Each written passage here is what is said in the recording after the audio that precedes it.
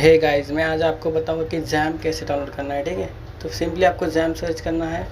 इधर 3 टाइप के हैं विंडोज़ के लिए, तो विंडोज़ को सिलेक्ट करके जो नीचे वाला है उसको टैप कर देना। ठीक है, फिर डाउनलोड हो जाएगा, थोड़ा वेट कर लेना। जैसे ही आपका डाउनलोड कंप्लीट हो तो उस पर क्लिक कर देने का। ठीक है, तो ये जो है 3 टाइप के लिए होता है, विंडोज़ के लिए, लिनक्स के लिए और एक होता है उस वेब के लिए होता है। पर हमको विंडोज़ के लिए करना था, हम विंडोज़ के लिए करेंगे। ये पॉपअप हटा देना। ठीक है, तो ये नेक्स्ट करना सीधा। ठीक है, सी ड्राइव में जाएगा ये, तो इसका थोड़ी देर इसको टाइम लगता है, तो थोड़ी देर वेट कर लेना। ठीक है, थोड़ा टाइम तो लगता ही है भाई इसको। ठीक है, और जैम बहुत ज़रूरी होता है PHP प्रोजेक्ट्स को रन करने के लिए, क्योंकि PHP वैम्प सर्वर पे ही रन होते हैं। तो अब हमारा ये जो है कंप्लीट हो गया है, हो गया कंप्लीट। ठीक है, हमारा कंप्लीट हो चुका है। तो अब हम क्या करेंगे, जो हमारी फ़ाइल है वो हम पेस्ट करेंगे।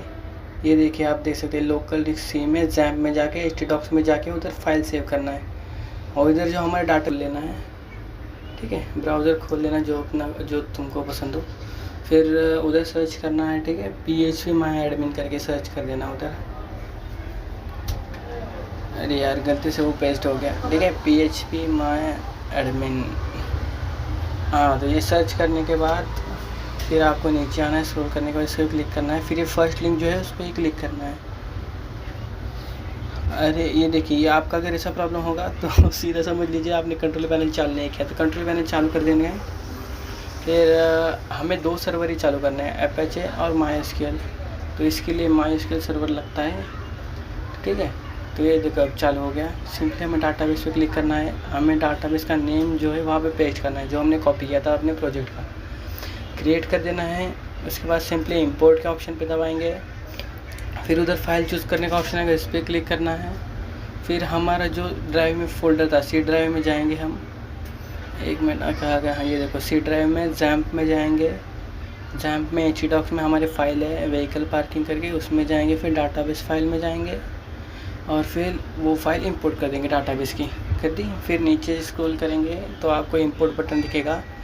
कई लोगों को गो बटन दिख सकता है। ठीक है, तो कोई प्रॉब्लम नहीं इसमें। ये देखिए, हमारा इंपोर्ट हो गई फाइल इसके लिए।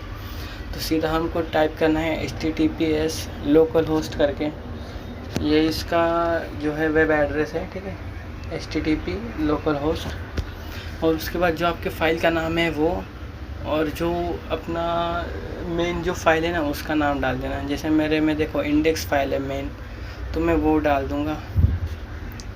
ये देखिए, सिंपली अगर आपको प्रॉब्लम आ रही है तो आप सीधा देखो इंडेक्स फाइल है मेरे में।